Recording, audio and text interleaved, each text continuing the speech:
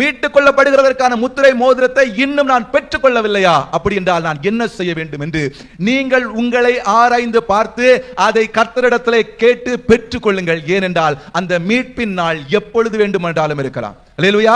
அது இப்பொழுது வேண்டுமென்றாலும் இருக்கலாம், எப்ப வேண்டாலும் இருக்கலாம். ஸ்தோத்திரம். நீங்க புறவு வாங்கிக்கலாம், ஸ்தோத்திரம், அப்புறமா பார்த்துக் கொள்ளலாம் என்று நீங்கள் அசட்டியாக இருந்தீர்களானால் ஒரு நாள் கர்த்தர் வந்து நிற்பார். ஸ்தோத்திரம்.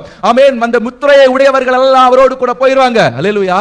ஆனால் அந்த முத்திரையை பெற்றுக்கொள்ளாத, ஒருவேளை பெற்றுக்கொண்டும் அதை இழந்து பொய்யான போலியான அபிஷேகம் என்கிற பேர்ல ஸ்தோத்திரம் ஜெபிக்காம துதிக்காம பரிசுத்தவான்களை பார்க்கிற பொழுது மாத்திரம் தங்களை ஸ்தோத்திர பரிசுத்தவானாக பரிசுத்தவாட்டியாக காட்டிக் கொள்வீர்களானால், அல்லேலூயா, ஆண்டவர் சொல்வார், இது என்னுடைய முத்திரை அல்ல.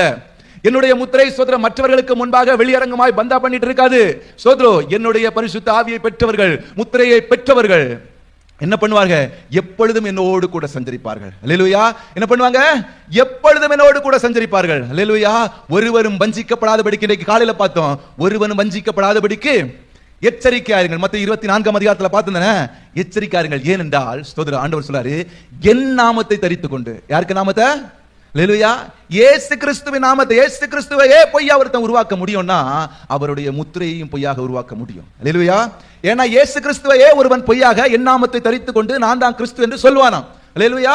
இப்போ அதே போல பரிசுத்த ஆவியை பெற்றுக் கொள்ளுங்கள் சொல்லி, பரிசுத்த ஆவியானவர் இருக்கிறான்னு சொல்லி பொய்யா ஸ்தோத்திரம் உங்களை நம்ப வச்சு, உங்களை ஆட வச்சு ஸ்தோத்திரம் நீங்க ஜெபிக்கிற பொழுது ஸ்தோத்திரம் ஒரு ஆவேசமாக உற்சாகமாக ஜெபிக்கிற பொழுது மாத்திரம் ஆவியிலே நிறைவீர்கள் என்றால் அது உண்மையான பரிசுத்த ஆவி இல்ல. அல்லேலூயா. ஜெபிக்கிற பொழுது மாத்திரம் ஸ்தோத்திர சர்ச்சில் வந்து ஆராதிக்கிற பொழுது மாத்திரமல்ல, எப்பொழுதும் எங்கே இருந்தாலும் உங்கள் இருதயம் தேவனோடு பேசிக் கொண்டிருக்கும். அல்லேலூயா.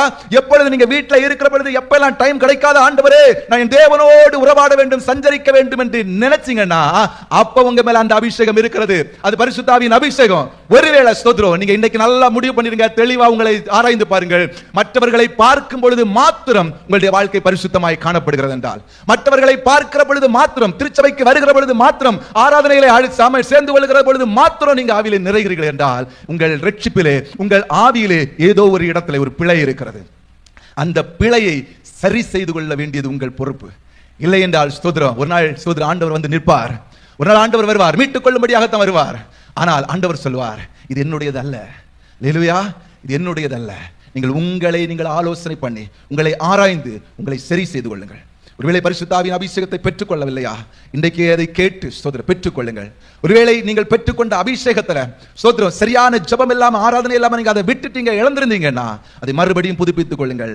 மறுபடி திரும்பி வருகிற இளையகுமாரனை சேர்த்துக் கொள்வது மாத்திரமல்ல, அவனுடைய கையிலே முத்திரை மோதிரத்தை போடுகிறதற்கு என் தேவன் ஆயத்தமாயிருக்கிறார். அல்லேலூயா.